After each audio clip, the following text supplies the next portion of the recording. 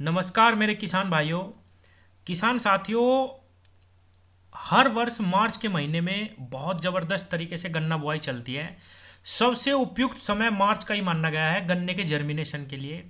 लेकिन इस बार मार्च में बहुत ज़्यादा टेम्परेचर नोट किया जा रहा। टेम्परेचर में तो देखा जाए इतना उछाल नहीं नोट हो रहा, लेकिन उसके बावजूद जिस प्रकार मई जून में हवा में गर्माई रहती है, आंच लगती है एक प्रकार की, वो महसूस करी जा रही इस बार मार्च में ही। तो किसान साथियों, इस बार थोड़ा सा हमें और ज़्यादा ध्यान रखने की आवश्यकता है। किसान भाइयों, जब हम अपने गन्ने की बुआई करते हैं मार्च में तो बहुत जल्दी जर्मिनेशन होता है, लेकिन कुछ किसान जिन्होंने फरवरी के लास्ट हफ्ते में बुआई करी थी गन्ने की, जिस प्रकार हमने करी इस रिंग पिट की, हमने मार्च के पहले हफ्ते में इसकी बुआई करी थी। तो किसान भाइयों, जिन लोगों का गन्ना जम चुका है और जो बाहर आ चुका है और जो अब पहला पानी देने वाले हैं, किसान भाइयों, आपने निश्चित रूप से गन्ना बुआई में मैंने कई वीडियो बनाई, आपने रीजेंट का या अन्य किसी दवाई का प्रयोग किया होगा, लेकिन आपको इस बार इस समय को देखते हुए बिल्कुल भी एक गलती नहीं करनी।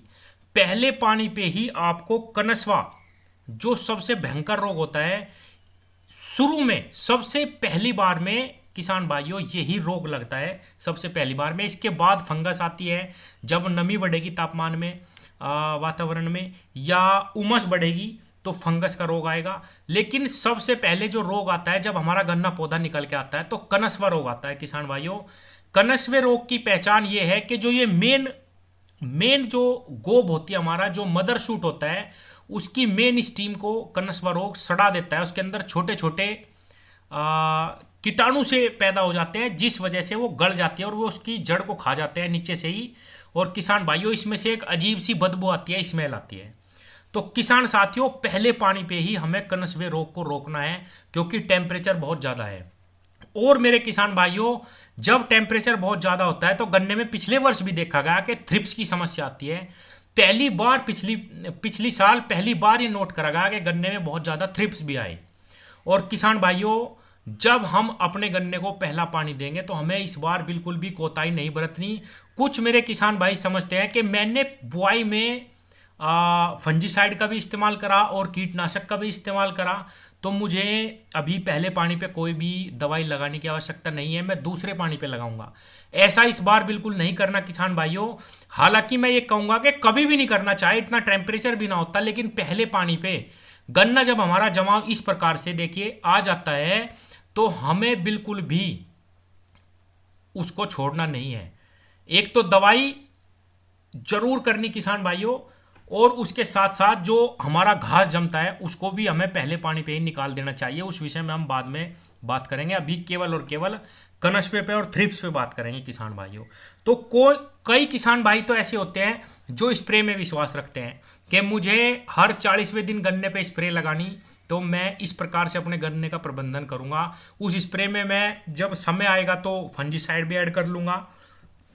लेकिन कुछ किसान ऐसे होते हैं जो जमीन में दवाई डालना पसंद करते हैं और जिनका मानना यह है कि एक ही बार में महंगी दवाई का प्रयोग करिए और कम से कम 2.5 महीने 60 से 70 दिन का एवरेज वो लेके चलते हैं कि हमें इतना जो हमारे फसल है उसको प्रोटेक्शन मिलना चाहिए। तो किसान भाइयों, दोनों तरीके की दवाई बताऊंगा और क्या बेस्ट तरीका है दवाई को डालने का, क्योंकि किसान भाई उस महंगी दवाइयों के साथ बहुत गलती करते हैं और रिजल्ट नहीं आते उनके। तो किसान भाइयों, सस्ती दवाई से स्टार्ट करेंगे। मेरा मानना यह है कि हर 40 दिन पे अगर आप स्प्रे करते हैं तो वो सबसे बेस्ट रहता है। हमें एक तो हम आश्वस्त हो जाते हैं कि हमने स्प्रे लगाई, और बीच में अगर कोई कीट प्रकोप करता भी है तो वो तुरंत मर जाता है। और किसान भाइयों, अगर मौसम में कोई गड़बड़ी होती है तब भी अगर हम 40वें दिन स्प्रे लगाते हैं तो उससे भी हमारा पौधा बहुत अच्छे तरीके से प्रोटेक्शन में आ जाता है। तो किसान भाइयों, सस्ती सस्ती दवाइयाँ बहुत सारी है बाजार में, आप उनका प्रयोग करिए और बहुत जो महंगी दवाइयाँ हैं उनके प्रयोग से बचिए, क्योंकि पिछले वर्ष भी देखा गया कि सारी दवाइयाँ फैल हुई, जिसने स्प्रे का ध्यान रखा वही किसान अपने गन्ने को बचा पाए। तो मेरे किसान भाइयों, सबसे पहले क्लोरोपाइरीफॉस 50% प्लस साइपरमेथ्रिन सबसे कॉमन दवाई है, बहुत ज़बरदस्त रिजल्ट आती है। थोड़ी सी स्मेल भी है दवाई में, वाइट कलर पे आती है और बाजार में आप इसको सुपर लिथल के नाम से भी जानते हैं। हमला के नाम से भी जानते हैं, और भी कई कंपनियां इसको बना रही। आप कॉम्बिनेशन याद रखिएगा, क्लोरोपायरीफॉस 50% प्लस साइपरमेथ्रिन। कीटाणु कीटक के संपर्क में आते ही तुरंत मारती है, बहुत जबरदस्त रिजल्ट है। वे मेरे किसान भाई जो स्प्रे में विश्वास रखते हैं और जो करना चाहते हैं 25 से 30 दिन 40 दिन के अंतराल पे स्प्रे, उनके लिए बहुत जबरदस्त और बहुत सस्ती दवाई है किसान भाइयों। उसके बाद इससे थोड़ी ऊपर दवाई आती है प्रोफेनाफोस प्लस साइपरमेथ्रिन। नागार्जुन कंपनी की प्रोफेक्स के नाम से आती है। प्रोफेनाफोस 40% प्लस साइपरमेथ्रिन इसके अंदर भी 4% है। कीटक के संपर्क में आते ही किसी भी प्रकार की सुंडी हो, थ्रिप्स हो, तुरंत उसको खत्म कर देती है। बहुत जबरदस्त रिजल्ट है। 40 दिन में अगर 35 दिन पे आप इसका स्प्रे रिपीट करेंगे तो भी बहुत सुंदर रिजल्ट आपको मिलेंगे किसान भाइयों। और किसान भाइयों मार्शल एक दवाई है एफएमसी की, कार्बोसल्फान इसके अंदर है 25%। बहुत सुंदर इसके पिछले वर्ष रिजल्ट आए। सस्ती दवाई है, आप इसका भी इस्तेमाल कर सकते हैं। आप चाहे तो थायोमेथोक्साम का इस्तेमाल भी कर सकते हैं स्प्रे में, 25% वाली स्प्रे में यूज होती है किसान भाइयों। ये भी सस्ती दवाई आपको पड़ेगी। अब किसान भाइयों आपके पास कम से कम 5 दवाइयाँ हो गई। आपको हमला मिल गई, सुपर लिथल मिल गई जिसके अंदर क्लोरोपायरीफॉस प्लस साइपरमेथ्रिन है। आपको प्रोफेनाफॉस मिल गई जिसके अंदर प्रोफेनाफॉस प्लस साइपरमेथ्रिन है। आपको मार्शल मिल गई जिसके अंदर कार्बोसल्फान है। बहुत ज़बरदस्त रिजल्ट है दवाई के, एफएमसी की है। आपको इसके बाद थायोमेथोक्साम मिल गई, बहुत सुंदर रिजल्ट है दवाई के। तो ये 4-5 दवाइयाँ हैं, सस्ती दवाइयाँ हैं, आपको बहुत सुंदर रिजल्ट देंगी। लेकिन आपको 40 दिन पे रिपीट करनी पड़ेगी, 35 दिन 30 दिन पे भी आप रिपीट कर सकते हैं दवाई। बदल बदल के इन दवाइयों को इस्तेमाल करना। कनस्वा रोग किसान भाइयों आपको नहीं आने देना, पहले पानी पे ही आपको दवाई लगानी है। थ्रिप्स और कनस्वा दोनों समाप्त होंगे, बहुत ज़बरदस्त रिजल्ट मिलेंगे। और किसान भाइयों गन्ना एक पक्की फसल है, अगर मौसम के अनुरूप रहता है तो बहुत जल्दी जल्दी स्प्रे नहीं मांगता। ये थोड़ा सा हमें ध्यान रखना कि भाई मौसम में क्या तब्दीली हो रही, उसके हिसाब से अपने को जो है ध्यान रखना। अगर बीच में एक आध बारिश हो जाती है तो आप इसके साथ कोई भी कार्बनडाजिम प्लस मैनकोजेब का घोल मिला लीजिए, फंजीसाइड डालिए, वरना आपको अभी फंजीसाइड डालने की आवश्यकता बिल्कुल नहीं है बारिश से पहले किसान भाइयों। और किसान साथियों अगली दवाई लास्ट में मैं बताता हूँ, कोराजन, जो बहुत ज़बरदस्त तरीके से इस्तेमाल होती है हमारे क्षेत्र में। ये 60 से 65 दिन का रिजल्ट गन्ने पे अवश्य देती है, बिल्कुल देती है, कोई दिक्कत नहीं है।